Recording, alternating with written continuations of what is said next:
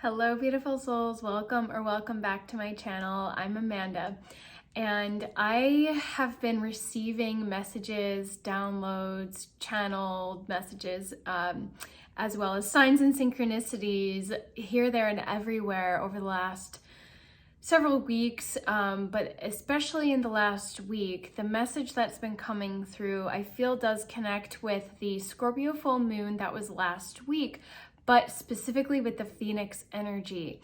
So I'm going to discuss the 3 different aspects of Scorpio a little bit, because I'm not sure if the greater collective is as familiar with the 3 different symbols associated with Scorpio, but specifically the deeper meaning behind this message. So there is this very powerful resurrection energy that has been coming through, connected to dreams that I've had, as well as just I just saw 111 always. Just connected to the overall energies and all of these other messages and signs that I have been receiving and that have come into my field in various forms. So this is a very powerful, potent time of clearing out, of going through the deeper emotions and energies that are coming up and really walking through the fire. That is a huge message that has been coming through, of facing the shadows and walking through the flames. Not just facing the shadows, but allowing yourself to be burned through those flames of alchemy. All the density that does not belong inside of you, within you, around you, gets to be burned away, transmuted, transformed in the flames and fires of alchemy.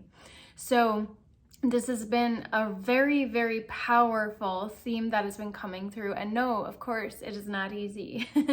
But we are being called to begin to, and do so in your time and with gentleness and compassion for self as you do so, but to begin to rise from the underworld. So this message is for warriors on the front line, I suppose you could say, light warriors, warriors on the front line for humanity. I feel like I heard that phrase the other day and it resonated with this message, so it's coming through now.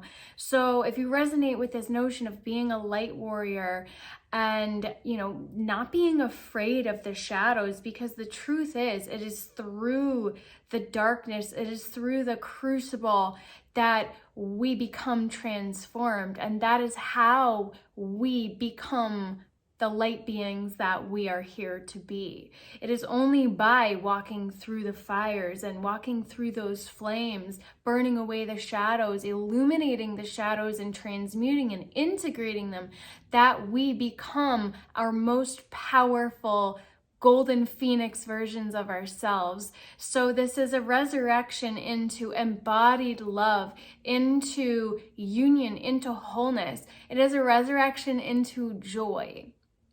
I have been getting this frequency of joy coming through over and over and over. And I don't know about you, but this has been a very challenging cycle that I have personally been going through. The last 6 months since that last eclipse, more shadows were illuminated, betrayals, and it was very, very challenging. And it's been like pulling myself out of the depths to get out of that energy. And I still feel that there is some integration happening within, but this cycle is also like a 2-year cycle, a 3-year cycle, a 7, 8, 10-year cycle, depending on how I look at it. 13, 17. These powerful cycles are, many of them are cycles within cycles, but we get to look at them as all evolving us up the spiral. So when we understand the power of this journey and the fullness of this journey, of this experience of what it is to be human, of the journey of being our spiritual essence, of becoming our spiritual essence, it's a journey that brings us through the depths of the darkness, and we have to be reborn, go through that death and rebirth multiple times, and that is the essence of the phoenix. So the Scorpio full moon really highlighted that for us. And I have to say, I did a road trip up the East Coast. This was literally an ascent, journeying north in the physical. In my and for my personal journey, it was reflected in a very physical way. And there was all sorts of other signs and synchronicities along the way. But I saw eagles and phoenixes left, right, and everywhere, above, below, on trucks, on signs, and even reflected in messages that I was tuning in with, in an audiobook and a couple YouTube videos. There were different things that were being spoken as I saw them on a billboard or on a car or a truck. It was wild, the amount of synchronicities and the immediate alignment that was happening. Almost like instant manifestation, I suppose you could call it. It was impossible to ignore. So it was then impossible to ignore the deeper meaning of all the signs and the symbols, and the eagle and the phoenix I was seeing in particular on the day of the Scorpio full moon. So those are the other two symbols associated with Scorpio. So Scorpio, the scorpion, is associated with this darker energy, this kind of darker sexual, sensual energy in particular, but really it's about being in the depths of the darkness and, swimming through the deep, watery, oceanic depths. So that darker water that is intimidating, it is scary, it is really filled with shadows. When we think about the oceans of our world, we can't see below however many feet, like just a few feet below us, it becomes all dark. We can't see what's beneath us. And that brings up a lot of fear of deep ocean water. Anyone else? It's something that I have actually kind of worked with directly. But it came up unexpectedly in my very first past life regression. I was like, okay, sure. But it came out as, something that occurred in a past life. And so many of us, though, what it represents is those darker emotions, those energies that have been repressed and suppressed for so long that we do not want to look at, those shadows of trauma and pain, of grief, that feel really heavy and not fun. It's very uncomfortable to feel those feelings. But the Scorpio energy really encourages us to dive into the deep end, to really face it head on. But the journey of Scorpio, and now I also speak from having Scorpio in Pluto in Scorpio and in my South Node, as well as Saturn. So I've got really intense placements with Scorpio myself. So I've had to face this energy very intimately and directly myself. So the journey is to not get sucked down by the darkness and to remain in the watery depths, kind of, struggling to stay on the surface. It's like we're constantly treading water or struggling to keep our heads above water. It's kind of that scorpionic energy when we don't integrate it, and it can be these karmic loops and cycles. And the next level of Scorpio is the eagle. So we go from struggle and suffering and just kind of surviving, staying in those loops. It's really representative of survival mode. It's the journey of initiation is what the Scorpio journey represents. It's the journey of transformation, but also transcendence. So the next level, the next phase of the journey is the eagle, and the eagle represents mastery. So the eagle is a land dweller. It can walk on land. And it also dives into the ocean or in the water to get its sustenance. Have you ever seen a bald eagle dive into the water to get the fish? It's really an awesome experience to witness it live. I just got to experience that a couple months ago myself for the first time ever. I saw a bald eagle kind of go back and forth. I thought for sure it would just fly away and I kind of would only see it from a speck, but it flew and then it circled back, and right in front of me it dove into the lake, grabbed a fish, and then soared off. It was really powerful. And so the eagle it doesn't stay in the water. It's comfortable diving into the water, but it just swoops itself back up. And so not only is it comfortable on land, it's also comfortable soaring above. So not only does it climb the mountain, it can just soar right above it. And I just saw 1044, kind of like 144 is how I associate that. But it's also 10 is completion, and 8 is the symbol of infinity, of abundance, of infinite possibilities. So I pay attention to that, those number synchronicities, you can't deny them, right? I saw them left and right as well. So the eagle is that level of sacred initiation. I just saw 1111, of course. So it is, of course, a sacred symbol for Native American traditions. The feather of an eagle is meant to be so sacred that it's actually illegal to have one unless you're in a certain tradition. So it is the most sacred of all healing tools for Native Americans. And I did a little research on this because it is such a powerful symbol and a journey that we're all on collectively right now. But actually this research I did a couple years ago. I just pulled up those notes. But the eagle reflects the all-powerful Great Spirit and humanity's connection to the divine. So it's natural that this symbol would hold a lot of power. And of course it's become symbolic of the United States and all sorts of other stuff. But and we talk about the right wing and the left wing, what we have to remember, what the eagle can also powerfully symbolize for us, I just saw 1212, is that they are two wings of the same bird. We're not meant to be divided. We're meant to remember our wholeness, and that together we can soar together. We can rise above together. So this is about coming together. This is about remembering unity consciousness. This is a resurrection into unity consciousness. It's a resurrection into Christ consciousness, which is unity consciousness. So obviously the resurrection energy is very deeply associated with Christianity, Christ's resurrection, which we just experienced, a week or so, or I guess it's a few weeks ago. Easter was early this year, but we're still in this season of resurrection.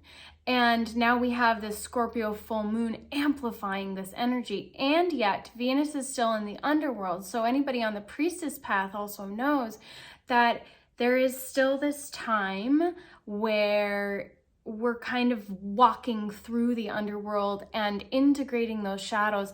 And it is connecting me to this dream that I had just last week. And it might have been right around the full moon, but I woke up not really able to remember. I was like, I want to remember all the details because it was a very vivid dream and it felt very potent. When I woke up, I was like, wow, that was important. But what was important was that I recognized that I had been walking through the underworld, but there was no fear around it. There was no energy of trepidation. It was actually a comfort. There was this energy of belonging, this energy of, I don't want to say conquering per se, but it was an energy of mastery, an energy of having mastered the underworld, having mastered the shadows. And the number 7 had come through, and I immediately connected it to Inanna's 7 gates. So I had mastered the 7 gates. I was the one in the dream, but I do believe that this is a dream to be shared. So it's anybody who resonates with this message is we are on the journey, or you are on the journey, or at some phase on the journey anyway, of going down into the underworld, 1444 on the clock, and walking through those 7 gates. That's what the 7 gates in Inanna represents, is the the chakras and the ego journey. And we have reached the point of mastery where we are now ready to rise back up and ascend through the 7 gates as an embodied whole version of ourselves, authentic in our truth. So the story behind Inanna is probably a whole other video, but in brief, she sheds a layer of her garment. She was the queen of heaven on earth.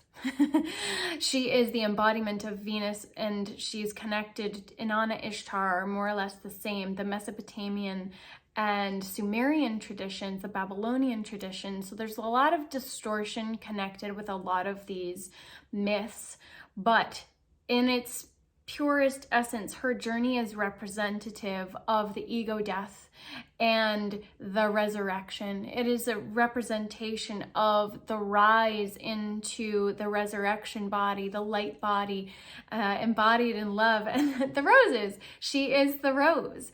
The rose also has thorns. So when she emerges, she is embodied in her truth and her wholeness, in her authentic self. That is not power over, it is power from within. It is power through her connection, her divine connection.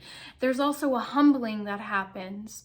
So she meets her sister in the underworld, and it's a whole story, but there's a humbling that's been happening for many of us who have been on this journey. And it is only through humility and going through that journey of humbling, of deep, deep surrender to the process, to the mission that you are here for, that you then get to rise into your abundance.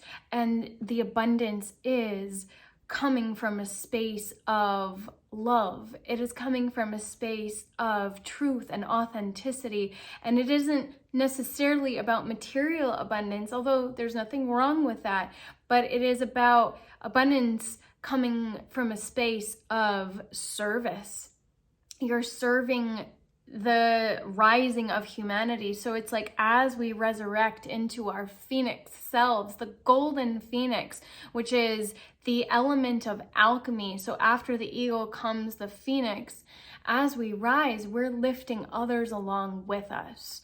And we might be a couple steps ahead, but we're not rising alone to the top. We're not flying to the top of the mountain by ourselves.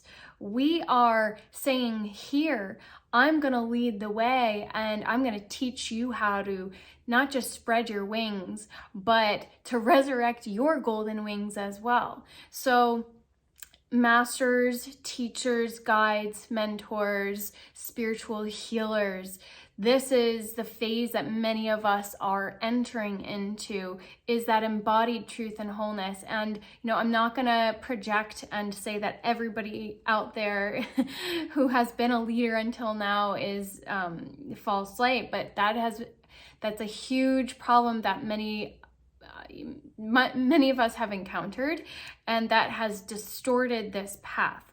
So the task, the role that many of us did sign up for, is to bring this journey into its true form, to create that blueprint. That word blueprint has been coming through a lot, because we've lost the mystery schools, right? So we have been grappling through the darkness, trying to find our way. We're lighting the way as best we can, but the light of truth has been kind of there, but it's like, how do we actually navigate until we can totally see it? We haven't had a really strong path of navigation because of all the distortion, because of all the ego, the spiritual ego. So you've got the personal ego, but then there's the layer of spiritual ego that has to be grappled with. And I do believe that that is what we are now resurrecting from, is having grappled with not just the individual ego, but we have really faced the shadows of the spiritual ego. And so now we're able to rise up truly embodied, not, from this sense of superiority, oh, I know better, but it's just that I've walked this path and I want to help you, because that's what we're here to do, is walk each other home to the truth of love. So this is about the enlightening of our being. Oh, and I just do want to show a couple cards that I pulled out here. The joy of life. So this joy theme again coming through. That's very much a phoenix energy. The golden cup, the chalice, it's all the things. Trust, open your hands, share, and let go. So yeah, this is one of my favorite decks, the Lemurian Star Child Oracle deck. And I don't remember all the messages specifically. I just knew I wanted to show this card. But, this bird is not just, joyful, it's singing. And so this is the activation of our throat chakras. In the last video I did, I was talking about throat chakra activation, and I literally was choking on my words as I was trying to get the message out. So now it's like our voices are being freed. It's okay to express our truth and to share our truth from a space of authenticity, that the persecution isn't going to work. They tried to drag us into the underworld, and maybe they did, but it only served to empower us more fully. Walking through the underworld helped us to embody our power in a more complete way.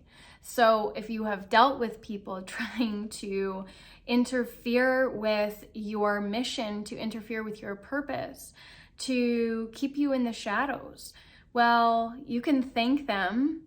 It might not be easy to have the forgiveness and compassion and to come to that space of saying thank you for helping me become even stronger.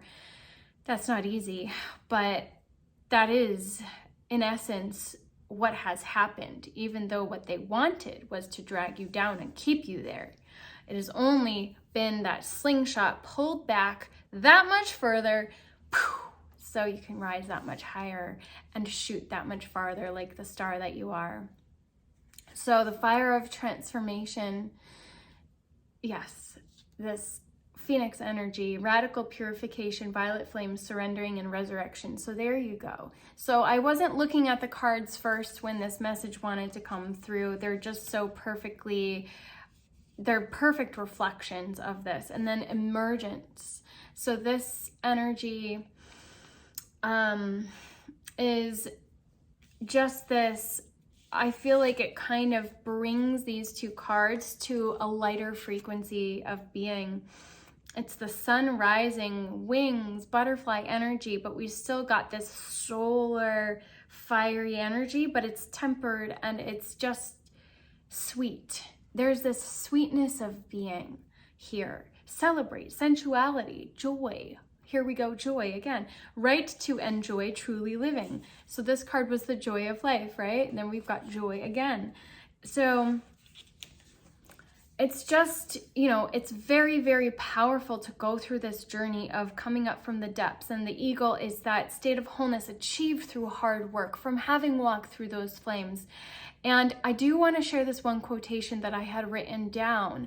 And I wish that I knew exactly. I have quotation marks around it, and it might be from this. If I can find it, I will link it below. I just don't know where it was from a website that I found, but it is only through the trial of experiencing the extreme lows in life as well as the extreme highs, and through the trial of trusting one's connection to the Great Spirit, that the right to use the essence of eagle medicine is earned. So again, that's connecting back to the sacred Native American traditions, where you only get to become the eagle by walking through the journey, walking through the flames. So there's the simultaneous eagle and phoenix energy coming through. You only get to work with that eagle energy by walking through the darkness, by walking through the shadows and facing them fully. So this is how you become a powerful alchemist and become the phoenix as well. There's a level of magic and mastery of becoming the alchemist. This is the magician. So I mentioned the 8 earlier, and this is why, because that magician energy is wanting to come through as well. You are the alchemist, you are the magician. You are resurrecting yourself so that you can lift others up. You are resurrecting yourselves, pulling yourselves up out of the watery depths so that you can help other people find their wings. You are gaining your wings so that you can show others how to fly. So that is the energy that's been coming through for this message. You've mastered the shadows by traversing the underworld. And now it is time to rise, resurrected into your golden essence, which is an essence of purity. It is a very high vibration, and it is a vibration of an almost perfected state of being. So that gold energy is the highest form in alchemy. And they weren't necessarily creating physical gold, although maybe, who knows, but maybe some were trying. But it's really about the spiritual gold that the true alchemists were focused on working with. So I had another message about that.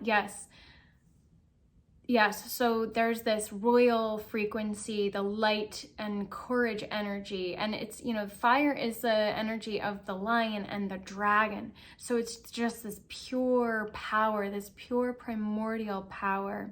But we're leaving survival mode and entering into this lighter essence of being that the phoenix also does represent, because it has this etheric energy, this magical quality to it, that with its golden wings and magical powers, it embodies the aspect of the ether. So this is divine light that is not only in... Okay, so my video paused because my phone was full. My phone storage was full. So I do feel that that's another message for us all is to clear out the old. It's about purifying the old ways of being on the physical level, the emotional level, the energetic level, the mental level. Clear out the mental chatter. And last week in my elemental mythical beings course that I am hosting, we are wrapping up with the phoenix. So I've had all these messages coming through. So we're actually going to go deeper with the phoenix and meditation and activation. But last week with the dragons, there was this message that was coming through. You cannot fly if you're holding on to the heaviness of the past. You cannot spread your wings and soar if you're weighed down by all the old baggage. So part of this alchemy is about a literal clearing of the clutter of the old. It's clearing away the past, clearing space to create that blank slate for the new story we are here to write for humanity. So that was perhaps divine intervention there. Also a reminder to me that I've got to clear out some of my old stuff. But I had channeled this little message right before that I was starting to read.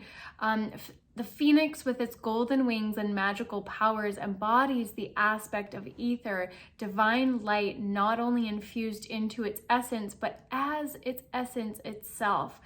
So its essence is pure divinity. And that is what the phoenix energy is here to reflect to us, that we are pure divinity. We are divine beings having a human experience, and we are here to anchor in those golden divine frequencies through us, to be the rainbow bridge, to create heaven on earth. We have been living in a reality that is like hell. I mean, this is synonymous with hell. I'm not gonna lie. The underworld vision I had, it was a knowing. It was a feeling that I had. The images around me, from what I can recall from the dream space, were not dark. It was just a knowing that I was in the underworld. And honestly, that's what the Matrix is. That's what it feels like, right? So I will leave it at that. This is already much longer than I intended for this video to be. I thought it would be like, I don't know, 15 minutes or so. But I trust what comes through when it comes through. So I so appreciate any likes, subscribes, comments, especially if you're new to my channel. I would love to connect with you. You know, how have you been feeling? How does this resonate with you? And if you want to go deeper, the card is still open because time is an illusion. So if you want to tune in with the last temple live, you'll be able to do so and receive the replays for that elemental mythical being program. And it is part of my expansion membership. So if you want to access everything and weekly live calls going forward for the duration of your membership, right now it is cancel anytime. So you can start with a monthly, or you get the better deal for a year, but you'll receive access to everything plus weekly live calls and expansion. And then I have my mastery membership, which includes like breath work and energetic protection. So shoring up the foundations for you to build your total body. I've got a whole framework that I work with. It's my blueprint. So if either of those resonate, I will link all of that below. And I am in the process of just pulling pieces together. So there's a lot more to come, a lot more magic that has been wanting to be put out there more formally. So the time is now, so stay tuned, and I'm sending you so much light and love onward and upward, and I will see you soon.